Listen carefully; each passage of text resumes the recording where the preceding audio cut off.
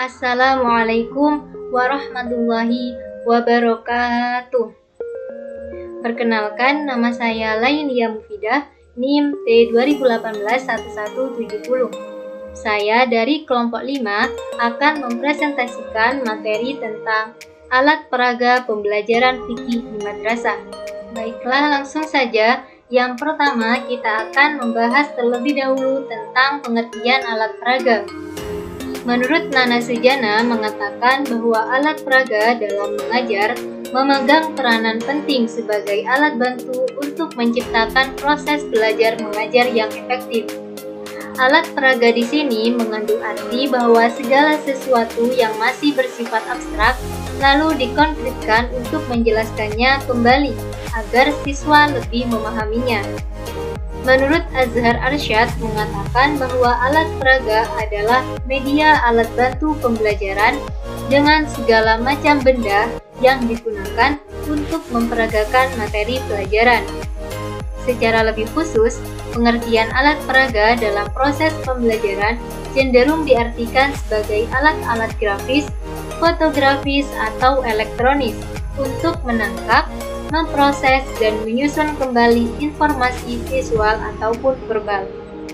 Jadi, dari beberapa pengertian tersebut dapat diambil kesimpulan bahwasanya alat peraga merupakan suatu alat bantu yang digunakan oleh pendidik untuk memberikan pengajaran kepada peserta didiknya dengan tujuan agar si peserta didik mampu mempelajari sesuatu bidang yang dipelajarinya, lebih cepat memahami dan mengerti, dan lebih efektif serta lebih efisien. Yang selanjutnya, macam-macam alat peraga. Alat peraga dibagi menjadi dua macam. Yang pertama, alat peraga langsung, dan yang kedua, alat peraga tidak langsung. Alat peraga langsung yaitu jika pendidik menerangkan dengan menunjukkan benda sesungguhnya. Benda dibawa ke kelas atau anak diajak ke benda. Sedangkan alat peraga tidak langsung yaitu jika pendidik mengadakan penggantian terhadap benda sesungguhnya, berturut-turut dari yang konkret ke yang abstrak. Maka alat peraga dapat berupa benda tiruan atau miniatur, film, slide, foto, gambar, sketsa, ataupun bagan. Kemudian, fungsi alat peraga.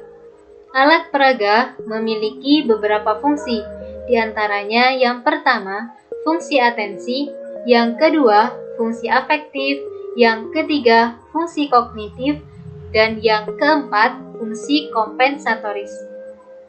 Yang pertama, fungsi atensi. Fungsi atensi media merupakan inti, yaitu menarik dan mengarahkan perhatian peserta didik untuk berkonsentrasi kepada isi pembelajaran yang berkaitan dengan makna yang ditampilkan menyertai teks materi pelajaran. Yang kedua, fungsi afektif. Fungsi afektif media terlihat dari tingkat kenikmatan peserta didik ketika belajar atau membaca teks yang bergambar. Gambar atau lambang dapat menggugah emosi dan sikap peserta didik. Misalnya, informasi yang menyangkut masalah sosial ataupun ras. Fungsi yang ketiga yaitu fungsi kognitif. Fungsi kognitif media terlihat dari temuan-temuan penelitian yang mengungkapkan bahwa lambang atau gambar memperlancar pencapaian tujuan untuk memahami dan mengingat informasi atau pesan yang terkandung dalam media. Dan fungsi yang terakhir yaitu fungsi kompensatoris. Fungsi kompensatoris media pembelajaran terlihat dari hasil penelitian bahwa media yang memberikan konten untuk memahami media membantu peserta didik yang lemah dalam membaca untuk mengorganisasikan informasi dalam teks dan mengingatnya kembali. Yang selanjutnya, tujuan alat peraga. Alat peraga memiliki beberapa tujuan. Di antaranya yang pertama, alat peraga dalam pendidikan memiliki tujuan supaya proses pendidikan lebih efektif dengan jalan meningkatkan semangat belajar para siswa. Yang kedua, alat peraga pendidikan dapat memungkinkan lebih sesuai dengan perorangan. di mana siswa belajar dengan banyak sekali kemungkinan, sehingga belajar dapat berlangsung sangat menyenangkan bagi masing-masing individu.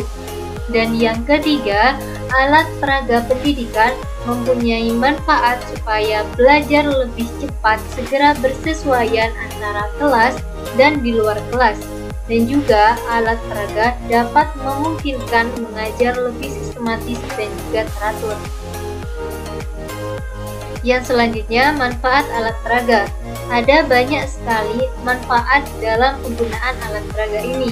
Di antaranya, meningkatkan efektivitas komunikasi dan interaksi edukatif antara guru dan peserta didik dalam proses pendidikan dan pengajaran, baik itu di sekolah ataupun di madrasah.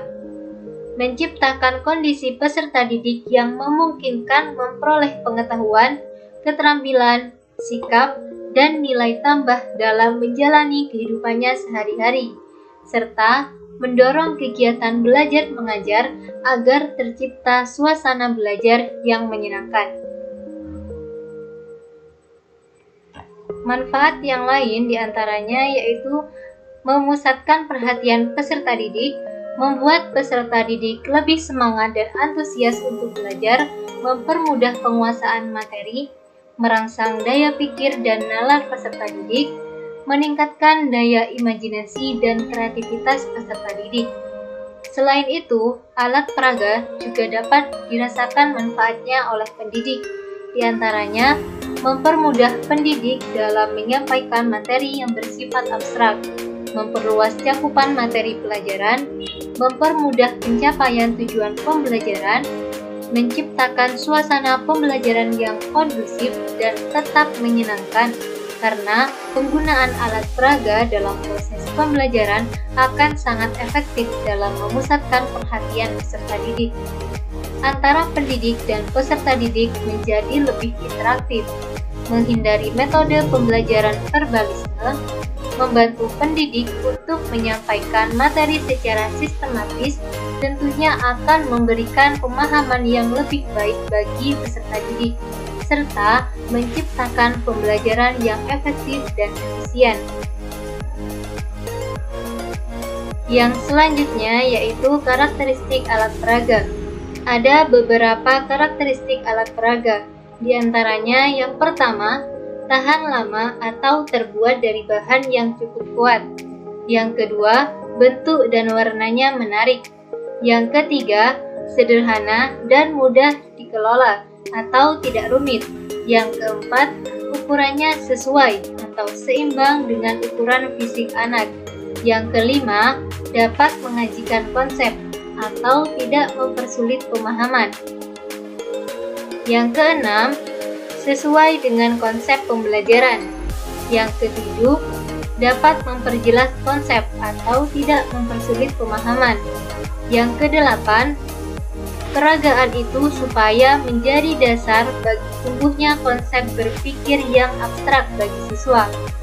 Yang kesembilan, bila kita mengharap siswa belajar aktif, baik sendiri atau berkelompok, alat peraga itu supaya dapat dimanipulasikan, yaitu dapat diraba, dipegang, dipindahkan, dimainkan, dipasangkan, dicopot atau diambil dari susunannya, dan lain-lain.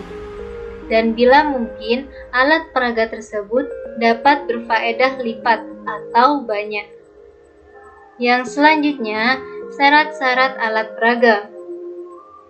Syarat-syarat alat peraga diantaranya yang pertama, sederhana bentuknya dan tahan lama atau terbuat dari bahan yang tidak cepat rusak. Yang kedua, kalau bisa dibuat dari bahan yang mudah diperoleh dan murah. Yang ketiga, mudah dalam penyimpanan dan penggunaannya. Yang keempat, memperlancar pengajaran dan memperjelas konsep, bukan sebaliknya. Yang kelima, harus sesuai dengan usia anak. Yang keenam, jika memungkinkan dapat digunakan untuk beberapa topik. Dan yang ketujuh, bentuk dan warnanya menarik sehingga lebih menarik perhatian siswa. Yang selanjutnya yaitu kelebihan dari penggunaan alat peraga. ada beberapa kelebihan dari penggunaan alat peraga. Di antaranya yang pertama, menumbuhkan minat siswa karena pelajaran menjadi lebih menarik. Yang kedua, memperjelas makna bahan pelajaran sehingga siswa lebih mudah memahaminya. Yang ketiga, metode mengajar akan lebih bervariasi sehingga siswa tidak akan mudah bosan. Dan yang keempat, membuat lebih aktif melakukan kegiatan belajar seperti mengamati, melakukan, mendemonstrasikan, dan lain sebagainya. Adapun kelebihan-kelebihan lain dari penggunaan alat peraga, diantaranya yang pertama, memberikan dasar pengalaman konkret bagi pemikiran dengan pengertian-pengertian abstrak kepada siswa. Yang kedua, mempertinggi atau meningkatkan perhatian siswa ketika belajar. Yang ketiga, memberikan realitas sehingga mendorong adanya self-acting. Yang keempat, memberikan hasil belajar yang permanen. Yang kelima, meningkatkan semangat kerjasama antar sesama siswa. Yang keenam, menambah perbendaharaan bahasa anak yang benar-benar dipahami atau tidak verbalistik. Dan yang ketujuh, memberikan pengalaman bagi siswa. Kemudian yang selanjutnya yaitu kekurangan penggunaan alat peraga. Ada beberapa kekurangan dari penggunaan alat peraga. Di antaranya, yang pertama, memerlukan alat peraga yang cukup banyak. Dalam proses pembelajaran, membutuhkan berbagai alat penunjang dalam penggunaan alat peraga. Yang kedua, membutuhkan perencanaan yang cukup matang. Yang ketiga, banyak waktu yang perlu dipersiapkan. Yang selanjutnya yaitu prinsip-prinsip dari penggunaan alat peraga. Ada beberapa prinsip dalam penggunaan alat peraga. Di antaranya yang pertama, penggunaan alat peraga harus memiliki tujuan tertentu. Yang kedua, alat harus digunakan untuk membantu peserta didik menimbulkan tanggapan terhadap materi pelajaran. Yang ketiga, alat peraga harus digunakan bila ia dapat merangsang timbulnya minat dan perhatian peserta didik terhadap persoalan yang sedang dipecahkan. Yang keempat, peserta didik harus dibimbing memaknai arti yang terkandung di dalamnya tampilan alat peraga atau kontekstual. Dan yang kelima, setiap menggunakan alat peraga harus dicek apakah tujuan yang diharapkan sudah tercapai dan memberikan koreksi terhadap kesalahan tanggap yang terjadi. Yang selanjutnya yaitu prinsip-prinsip penggunaan alat peraga menurut Nana Sujana. Menurut Nana Sujana ada beberapa prinsip penggunaan alat peraga. Di antaranya yang pertama, menentukan jenis alat peraga dengan tepat sesuai dengan tujuan dan bahan pelajaran yang akan diajarkan.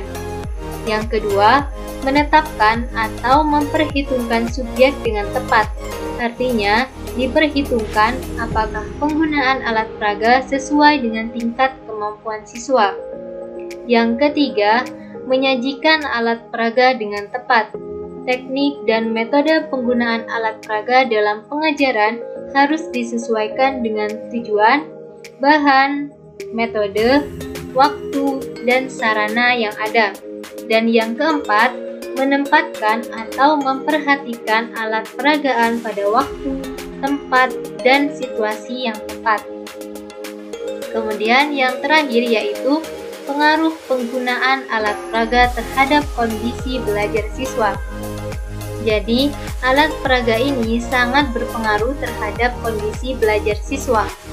Di antaranya dapat ditandai dengan yang pertama, siswa dapat dengan mudah mencerna materi pelajaran dengan melihat ilustrasi gambar dan ilustrasi gerakan-gerakan guru. Yang kedua, mendorong siswa untuk mengilustrasikan pengetahuan ke dalam kehidupan nyata. Dan yang ketiga, membantu siswa untuk lebih giat dan aktif mengikuti kegiatan belajar mengajar atau KBM. Nah, cukup sekian presentasi dari saya. Kurang lebihnya mohon maaf. Wassalamualaikum warahmatullahi wabarakatuh.